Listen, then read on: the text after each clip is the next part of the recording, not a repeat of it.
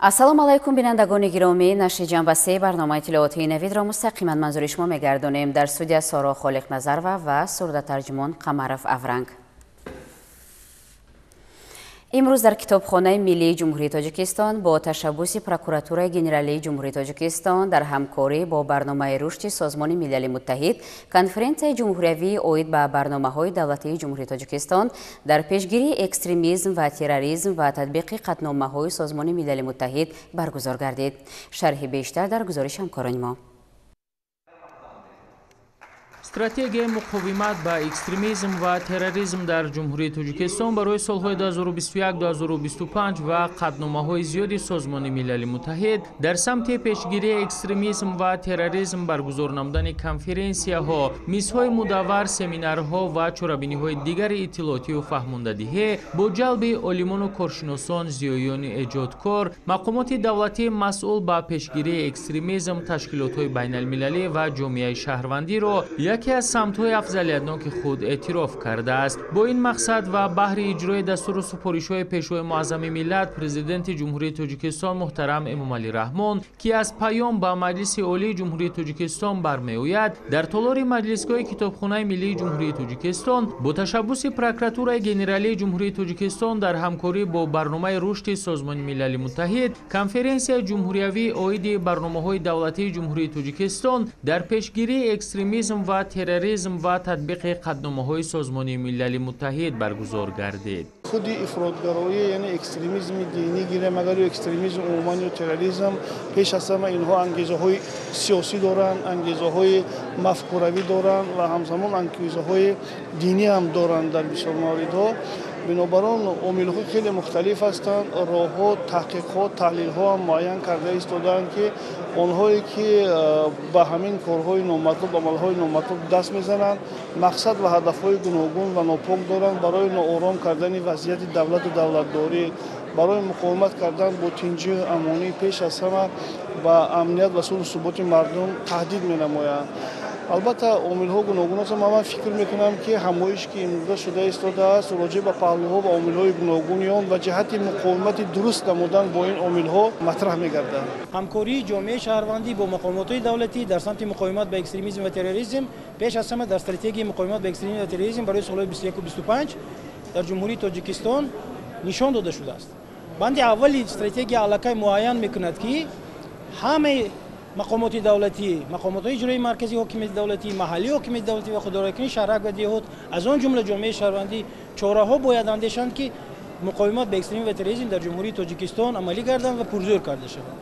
дар кори конфронс роҳбарият ва кормандони мақомоти иҷроияи ҳокимияти давлатӣ, шаҳру ноҳияҳо, муассисаҳои таълимӣ, созмонҳои байналмилалӣ, ташкилотҳои ҷамъиятӣ, олимону коршиносон, ходимони дин ва намояндагони васоити ахбори оммаи кишвар бо шумораи умумӣ беш аз 380 нафар ба таври ҳузурӣ ва шумораи зиёди шарикони рушд тариқи маҷозӣ иштирок ва баромадҳо намуданд.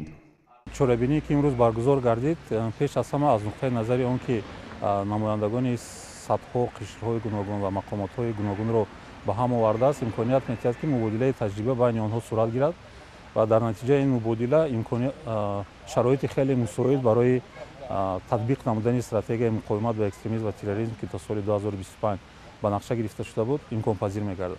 иловатан мубодилаи таҷриба имконият метиҳад, ки вобаста ба махсусиятҳои он самтҳое ки масалан мақомотҳои давлатӣ дар он кор мекунанд, ё ин ки созмонҳои байналмилалӣ дар он ҷо фаъол ҳастанд, ё ин ки ташаббусҳое ки аз тарафи ташкилотҳои ҷамъиятӣ дар маҳалҳо сурат мегирад ва дар натиҷаи он мо метавонем як платформаи мушаххаси ҳамкорӣ байни ниҳодҳое ки ман номбар кардам ба роҳ монем. ва дар ин самт албатта чӣ тавре пешвои миллат таъкид карданд, мубориза бо экстремизм ва терроризм ин масъулият ва вазифаи ҳар як қишри ҷомеа аст. бинобар ин фикр мекунам конференсия имрӯза дар ин самт хеле нақши муҳим мебозад. чорабинии мазкур бо мақсади баландбардоштани огоҳмандӣ дар бораи хатару таҳдидҳои навин вобаста ба экстремизму терроризм баргузор гардид. дар хотимаи чорабинии мазкур иштирокчиён хулосаҳо ва тавсияҳои хешро ҷиҳати тақвияти чораҳои пешгирии экстремизм ва терроризм дар ҷумҳурӣ пешниҳод намуданд, ки дар банақшагирии минбаъдаи барномаҳои давлатӣ дар самти баррасишаванда истифода бурда шаванд.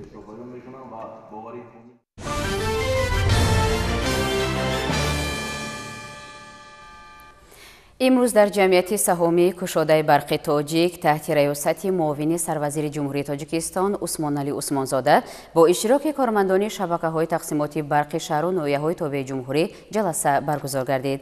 در چاره‌بینی یک قطار مسئله‌های ساحه از جمله تلفات نیروی برق، اضافه نویسی و دیگر کمبودی و مشکل‌های جای داشته مورد بررسی قرار گرفتند. تحلیل‌ها نشان می‌دهند که دوام سال‌های 2023-2024 طلبات به نیروی برق زیاد شده است. با نظرداشت آنکه استفاده انرژی برق در تمام ساحه‌های اقتصادیات و اجتماعیات روز از روز می‌افزاید، باید به ثمره‌ناک و مقصدناک استفاده بردن آن اهمیت جدی دهیم. با ذکر این نکته معاون سروزیر جمهوری تاجیکستان عثمان علی عثمانزاده جلسه کاری را عاید به نتیجه فعالیت شبکه‌های تقسیمات برق شهر و ناحیه‌های تابع جمهوری در 3 ماه یکم سال 2025 آغاز بخشید. ذکر شد که رشد با سرعت و استفاده تکنیکی و تکنولوژی‌های معاصر ما را وادار می‌سازد که در تمام زمینه‌ها از جمله استحصال، انتقال، تقسیمات و استفاده برق تدبیرهای علاوگی اندیشیم. این نکته نظر در پیام پرزیدنت جمهوری تاجیکستان محترم انعام علی رحمان که 28 دکبر سال 2024 به مجلس عالی پیشنهاد گردید تاکید کرده شد. وزارت و اداره‌های دخلدار و شخصانی مسئول وظیفه‌دار کرده شدند که دایر به تطبیق سریوقتی لایحه‌های سرمایه‌گذاری دولتی ساحه از جمله لایحه‌ها در سمت پس کردن تلفات برق تدبیرهای مؤثر اندیشند. طوری در همایش گفته شد در تجربه شخصانی واقعی منصبدار و حقوقی با مقصد نسپاریدن مبلغ استفاده نیروی برق نشان داده تجهیزات حسابی برقی را تغییر می‌دهند یا به پیوست‌کنی با چنین تجهیزات برق را استفاده می‌برند. در نتیجه آنها به اقتصادیات مملکت ضرر جدی می‌رسانند. از این رو در این سمت جانک نمودن فعالیت کارمندان شبکه‌های تقسیمات برق خیلی مهم است.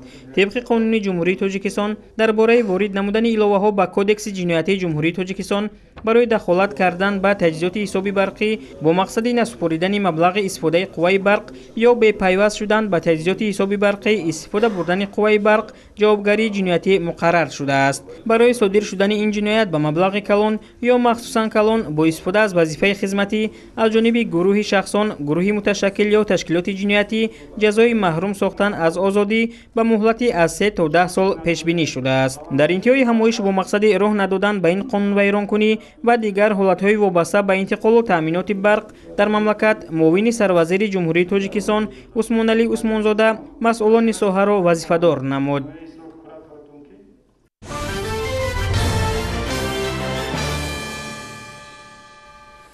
با مقصد استقبال سزاوار از جشن 35 سالگی استقلالیت دولتی جمهوری تاجیکستان در ناحیه مؤمن‌آباد، تعمیر و از نوسازی و بنیاد 240 انشاءات تعیناتی گوناگون به نقشه گرفته شده است.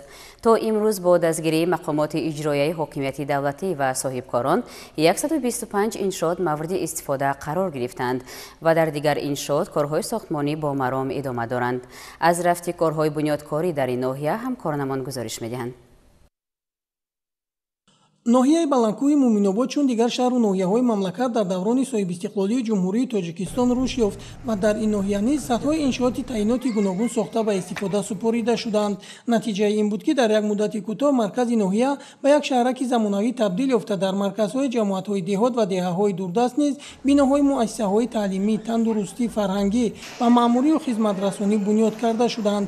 дар ин давра норасоии ҷойҳои нишасту синфхонаҳо бартараф гардида барои наврасону ҷавонон шароити мусоиди таълимӣ фароҳам оварда шуд. дар ҳамин замина яке аз калонтарин муассисаҳои ноҳия хоҷагии давлатии ҷангал соҳиби бинои замонавӣ ба талаботи имрӯза ҷавобгӯ гардид. акнун кормандони ин муассиса метавонанд фаъолияти кори худро хубтару беҳтар ба роҳ монанд.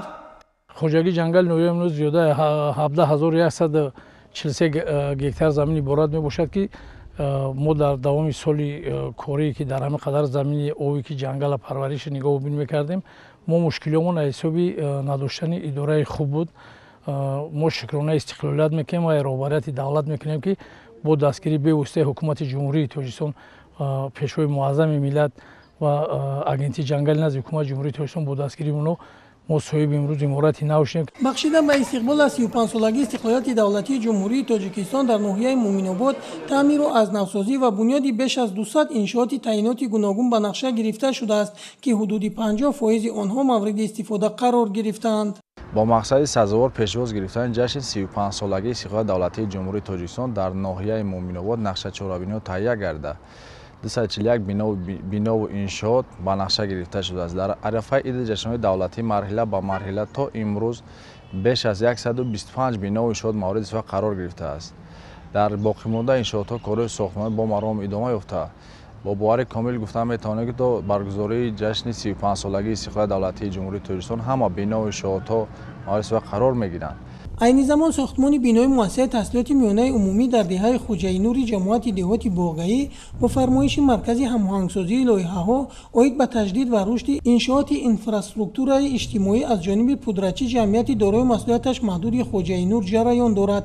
کارهای آهن و بتونی در زیربنا به انجام رسیده روزهای نزدیک بنیاد آشیانه یکم را آغاز می‌نمایند. در بیمارخانه مرکزی ناحیه باشد با جلب صاحبکار وطنی تعمیر و از نوسازی بینای بیمارخانه جریان داشته. ساختمانچیان کارهای رنگ و بارکنی را در قسمت بیرونی بنا ادامه داده ایستادند. تا امروز 60% کارهای ساختمانی به انجام رسیده است و صاحبکار وطنی نیت دارد تا جشن 35 سالگی استقلالیت بیمارخانه را پورا تعمیر و از نوسازی نماید.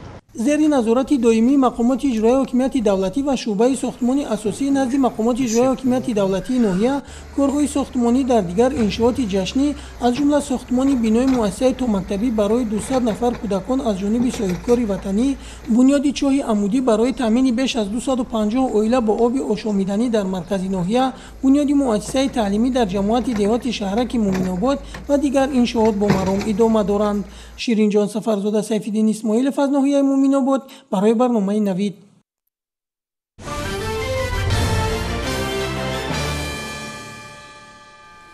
با دستگیری مقامات اجرایی حاکمیت دولتی شهر ترسنزاده و سهم فعالانه صاحبکاران بانندگوناموز و ساکنان دهات 1 کیلومتر راه دهه پخت‌آبادی جماعت دهاتی پخت‌آباد اسفالت پوش گردید. همکارمان بختیار قادرزاده اطلاع می‌دهد که در عملی شوی اقدام نیکو سازنده اهالی دهاتی پخت‌آباد و دهه تیمور ملک دهاتی نوآباد طریق حشر سهم ارزنده گذاشتند. اقدام اسفالت پوشکنی راه‌های محلی که با دستگیری مقامات اجرایی حاکمیت دولتی شهر ترسنزاده و سهم فعالانه صاحبکاران بانندگوناموز و اینچنین ساکنان دهات به حکم عنعنه درآمده است. این نوبت از جانب ساکنان دهه پخت‌آبادی جماعت دهات پخت‌آباد عملی گردید. در عملی شوی این اقدام نیکو سازنده اهالی دهات پخت‌آباد و دهه تیمور ملک دهات نوآباد طریق حشر سهم ارزنده خویش را گذاشتند. امروز در تمام جمهوری تاجیکستان کارهای سازندگی و آبادانی وسعت یافته ایستاده است. این اقدام را ساکنان جماعت دهات پخت‌آباد نیز به نقشه گرفته 1 کیلومتر کوچه به نام صالح رجبوف را امروز منفرش کرده ایستادند. این اقدام در آینده نیز ادامه دارد. باید گفت که راه دهه مذکور با راه دهه تیمور ملک جماعت دهات نوآباد می پیوندد. ساکنان دهه تیمور ملک نیز سال گذشته 4 کیلومتر راه دههشان را منفرش کرده بودند. اکنون رفت و آمد اهالی هر دو دهه به مشکلی تامین گردید. نگفتن نماند که سال گذشته در جماعت دهات پخت‌آباد در مجموع 3 کیلومتر راه پورا اسفالت پوش کرده شد.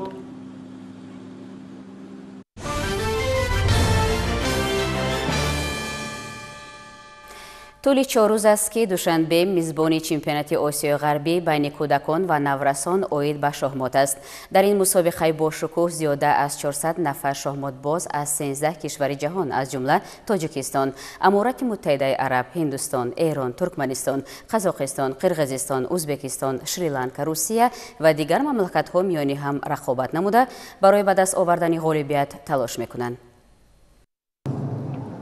چمپیونات آسیای غربی بین کودکان و نورسان اوید به شاهمات با تشبث فدراسیون بین المللی شاهمات، فدراسیون شاهمات آسیا و فدراسیون شاهمات تاجیکستان تشکیل گردیده است. هدف برگزاری مسابقه رشد ورزش‌های ذهنی، ترغیب حیات سالم، معرفی امکانات سیاحی ورزشی کشور، بلند برداشتن مهارت کسبی ورزشکاران، دریافت بهترین های این رشته ورزش ارزیابی می شود.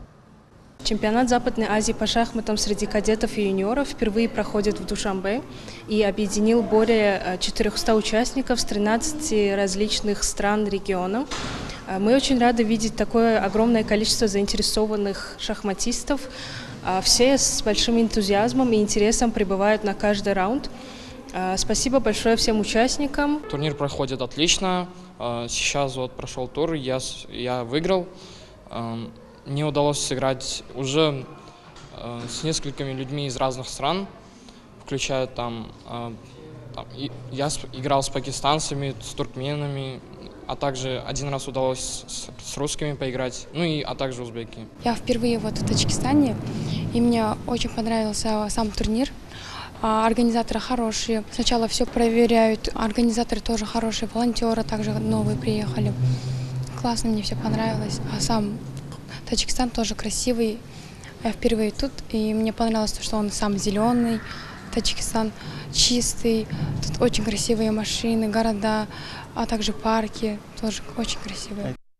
федератсияи шахмоти тоҷикистон бо ташкили чунин мусобиқаҳо варзишгарони беҳтаринро муайян намуда барои муаррифии арзандаи тоҷикистон ба мусобиқаҳои байналмилалӣ сафарбар мекунад. ҳамзамон федератсияи шахмоти кишвар дар идома барои рушду густариши ин варзиши зеҳнӣ баргузории чанд мусобиқаи сатҳи баланди дигарро ба нақша гирифтааст. مسابقاتی که برای بچه ها برگزار میشه، دخترها و پسرها، به این دلیل که بچه ها خیلی اشتیاق دارن، خیلی مسابقات مهم و آینده سازی هستش. بچه های کوچیک آماده یادگیری هستن، آماده رشد و آماده پیدا کردن مسیر آینده. برای همین این بچه هایی که اینجا میبینید همشون پر اشتیاق، خانواده ها همراهشون میان. وقتی بزرگتر میشن خب خیلی از این بازیکن‌ها دیگه شطرنج ممکنه در سطح جدی و مسابقه‌ای ادامه ندن، ولی الان خیلی مهمه که مسابقات بازی کنن و باعث میشه که توانایی‌های حل مسئلهشون، فکر کردنشون، صبرشون اینها زیاد بشه و بعداً حتی اگه شطرنج هم بازی نکنن در کارهای دیگه شرکت در مسابقات شطرنج بهشون کمک میکنه. ولی به هر حالت شور و شوقی که در مسابقات بچه‌ها هست در مسابقات بزرگسالان کمتر وجود داره. باید گفت که در زمان معاصر با طرز حیاتی سالم و ورزش مخصوصا به نمود شاهمات جلب نمودن قشرهای گوناگون جامعه اهمیتی مهم داشته. این نمود ورزش به رشد ذهنی نورسان مساعدت می‌نماید. یادآور می‌شویم که مسابقات در کاخ المپی شهر دوشنبه تا 29 اپریل ادامه می‌یابد.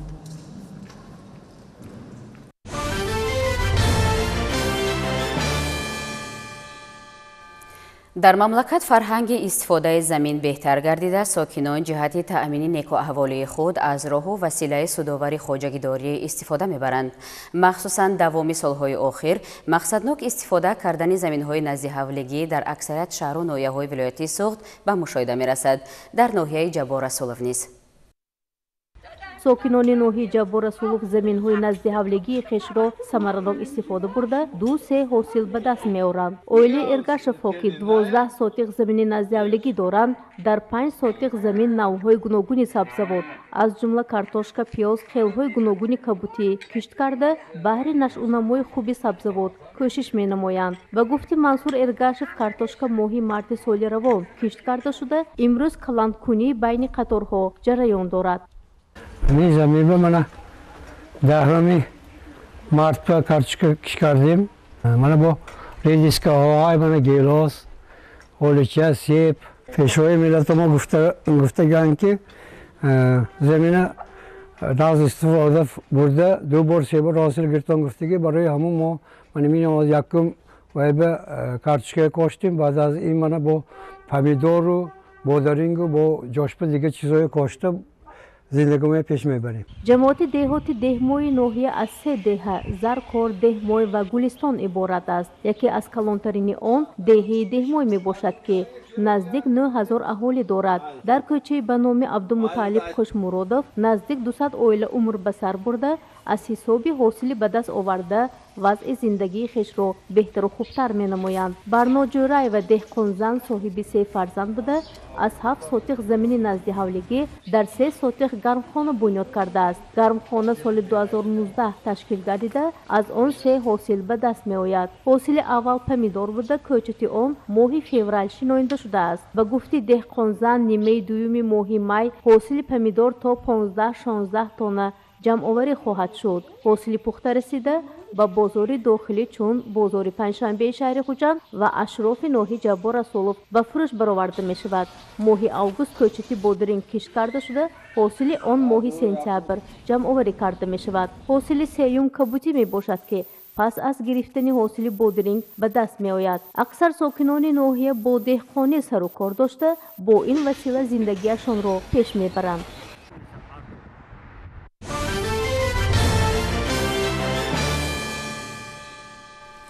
ҷиҳати пешгирӣ ва рафъи оқибатҳои ҳолатҳои фавқулода бо мақсади санҷиши сатҳи омодагии сокинон аз ҷумла хонандагон дар муассисаҳои таълимии шаҳри Исфара машқҳои омодагии мудофиаи гражданӣ доир шуданд. Тадбири мазкур ба хотири баландбардоштани сатҳи омодагии муҳассилин ҳангоми сар задани офатҳои табиӣ амалӣ карда шуд. мувофиқ ба нақши чорабиниҳои ситоди ҳолатҳои фавқулода ва мудофиӣ граждании вилояти Цод ва шаҳри Исфара бахшида ба рӯзи мудофиӣ гражданӣ имрӯзҳо дар ҳамаи муассисаҳои таълимӣ чорабиниҳои омодагӣ ба офатҳои табиӣ ва ҳолатҳои фавқулода гузаронида мешаванд. чунин як чорабинии намунавӣ дар саҳни муассисаи таҳсилоти миёнаи умумии рақами 33 шаҳр доир карда шуд ки дар он сарварони муассисаҳои маориф ва омӯзгорони фанни дифоии ҳарбӣ иштирок доштанд. дар оғоз суруди миллӣ садо дода парчами давлатӣ вориди макони баргузории чорабинӣ гардонида шуд. сипас намояндагони мақомоти иҷрои маҳаллии ҳокимияти давлатӣ ва ситоди ҳолатҳои фавқулода ва мудофиӣ гражданӣ баромад карда баргузории чунин чорабиниҳоро муҳиму зарурӣ арзёбӣ намуданд. баъдан масъулин ба синфхонаҳои муассиса ворид шуда аз рафти дарси кушод ки ба мавзӯъҳои омодабошӣ ба ҳолатҳои фавқулода ва офатҳои табиӣ бахшида шуда буд иштирок намуда сатҳи дониши онҳоро баҳогузорӣ намуданд. дар қисмати дигари чорабинӣ бошад амалҳои тақлидӣ ҳангоми сар задани ҳодисаи эҳтимолии заминларза гузаронида шуд.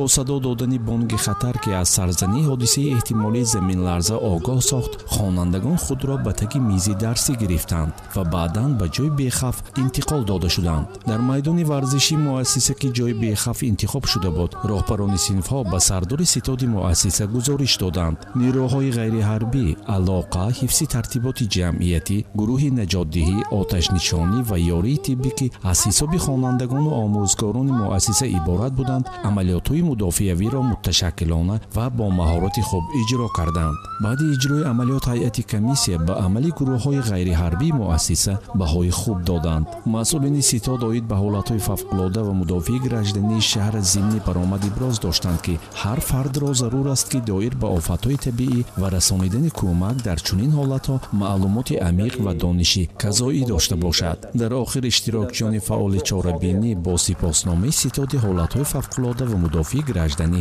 сарфароз гардонида шуданд.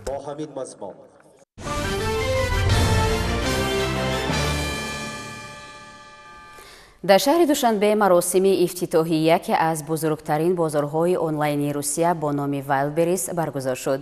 ҳадафи ин ширкат дастрас намудани маҳсулоти гуногун аз ҷумла либос, пойафзол ва косметика, таҷҳизоти барқӣ, варзиш ва молҳои кӯдакона мебошад. аввалин нуқтаҳои хизматрасонии Wildberries дар шаҳрҳои Душанбе ва Хуҷанд ба фаъолият шурӯъ карданд. ифтитоҳи расмии яке аз бузургтарин бозорҳои онлайнии Русия бо номи Wildberries дар доираи таҷлили рӯзи пойтахт баргузор шуд. чорабиниҳое ки рӯзҳои 19 ва 20 апрел дар шаҳрҳои Душанбе ва Хуҷанд баргузор шуданд, барои сокинони кишвар ба иди воқеӣ табдил ёфта, қадами муҳим дар рушди тиҷорати электронӣ дар минтақа маҳсуб меёбад. дар маросими ифтитоҳи бо тантанаи бозори онлайнии Wildberries ки дар кӯчаи лоҳутии шаҳри Душанбе баргузор шуд, муассиси ин ширкат, намояндагони мақомоти иҷроияи ҳокимияти давлатии шаҳри Душанбе, сафорати Федератсияи Русия дар Тоҷикистон, шӯрои соҳибкорони Русия ва Тоҷикистон ва дигар намояндагони ширкат ва доираҳои тиҷоратӣ иштирок намуданд. бояд гуфт ки ҳадафи аслии ширкат таъмини сатҳи баланди хидмат ва дастрасӣ ба доираи васеъи маҳсулот бо нархи дастрас мебошад. муассиси ин платформа Татьяна Ким таъкид кард ки Тоҷикистон барои рушди тиҷорати электронӣ имконоти бузург дорад ва ифтитоҳи ширкати Wildberries ба таҳкими равобити анъанавии иқтисодӣ миёни кишварҳо мусоидат хоҳад кард. Будем смотреть, как будет все развиваться и, соответственно, дальше открывать новые пункты выдачи. Здесь будет открыт сортировочный центр для того, чтобы товары сюда приходили из других стран и из России. И потом в дальнейшем мы откроем продажи для таджикских предпринимателей из Таджикистана, соответственно, в Россию и в другие страны. Конечно, да, безусловно, потому что здесь огромное, просто огромное количество самых интересных товаров, разнообразного направления, которое, я уверена, найдет своего покупателя, потребителя. Лично я уже для себя что-то отметила, что я бы хотела здесь купить, буду ждать, когда стартуют продажи. پس از افتتاح رسمی کارمون عبارت از 3 ماشین تمغه وایلبریز به راه برآمد. از همین لحظه انتقال رسمی فرمایش در سراسر کشور آغاز شد. با راه اندازی وایلبریز ساکنان تاجیکستان به میلیون ها محصولات از لباس، پایافزال و کسمتیکا تا تجهیزات برقی، ورزشی و مال‌های کودکانه دسترسی پیدا می‌کنند. اکنون ساکنان مملکت امکان دارند که در وب سامانه wildberries.tj یا در ضمیمه موبیلی خرید کنند و آن را از نقطه‌های قبولی برندی دارای اتاق‌های موافق بگیرند. اولین نقطه‌های قبول یکباره در 3 سوراخه در شهر دوشنبه در کوچه‌های ابوالقاسم لاهوتی 15 و پولادی 43 و در شهر خوجند در کوچه کمال خوجندی 138 گشوده شدند. مهلت انتقال بار به حساب میانه 10-14 روز است و خریداران میتوانند در داوم 14 روز محصولات نامناسب را مستقیما در نقطه قبول زود و بدون رسمیات زیادتی برگردانند. رشد وایلبریز در تاجیکستان و افتتاح شبکه نقطه‌های قبول در یکجایگی با شریک محلی دیسی مارکت عملی کرده می شود.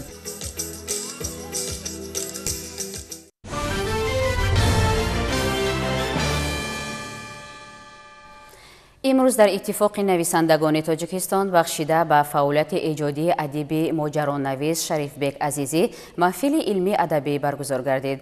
خبرنگاران ما موضوع را ادامه می‌دهند. در محفل علمی ادبی شاعران و نویسندگان، عالمان و دوستداران کلام بده اشتراک و سخنرانی نمودند. گفته شد که شریفبک عزیزی از نویسندگان کم شمار دتکتیو نویس ادبیات امروز ماست. سابقه نزدیک به 30 ساله در مقامات قدرتی باعث گردیده است که تجربه اندوخته‌اش را در آفریدن اثرهای ماجرایی به کار برد. از مطالعه اثرهایش برمی‌آید که از روند تحقیق جنایت آگاهی کامل دارد. در ابتدا خواننده را به شخصیت قهرمان خلق و اطوار مناسبت آنها و شغلشان آشنا می سازد. بعداً سر زدن جنایت را بر رشته تصویر کشیده آن را چون معما به میان می گذارد. اون کس طولی زیاده از 30 سال در میدان ادبیات مهارت و هنرنمایی کردند و بسیار اثرهای جالب آفریدند. شریفبک عزیزی اصلا نویسنده ماجرانگار یا دتکتیو نگار هم گوییم و اصطلاح درست میاد. در همین بخش نثر اثرها می آفرد و بسیار هم در همین بخش نثر موفق هم هست. ببینید که وی طول سالهای زیاد از پوست شروع کرده به رمان همین اثرهای بیشمار ایجاد کرد، تالیف کرد که موضوعهای زیادی رو در بر میگیرند که البته در اونجا قهرمانی زیاد عمل میکنند و یک این یا اون واقعی که باعثی عملهای جنایی شده است از جهت بدیعی با آفریدن ابرازهای خاطرمان اونهایی که مثلا مخصوصا کارمندان مقامات انتظامی تفتیشاتی که قهرمانان این اثر میباشند و در کشادن همین چگیل کلابه همین مشکل معماهای ماجراها سهمی بزرگ میگذارند، همینها کشف شدند.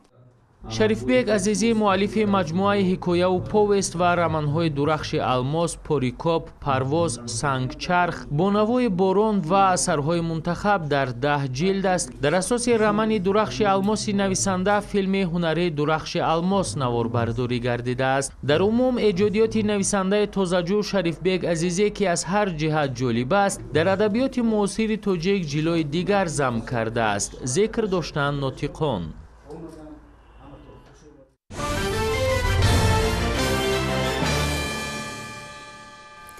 در ناحیه واسع تحت عنوان یادگاری‌های تاریخی و فرهنگی تجسمگری تمدن ملت تاجیک همایش جمهوریوی برگزار گردید.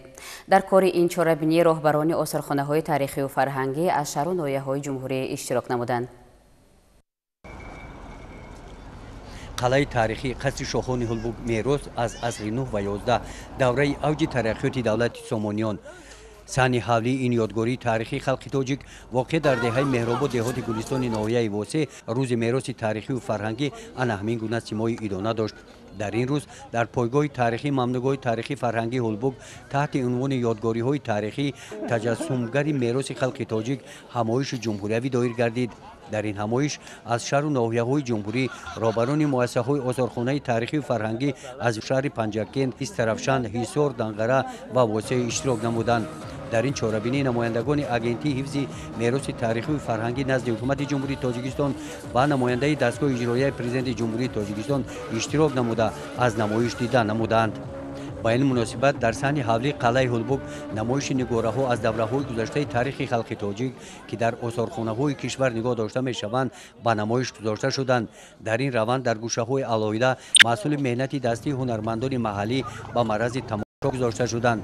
محصول مهنتی دستی زرگران دنگره و هر گونه دیگر آرایشات زرگری بازگوی آن که این از نیاگان امروز هم ادامه یافته.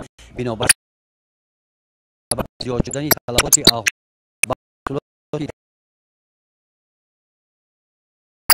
محصولات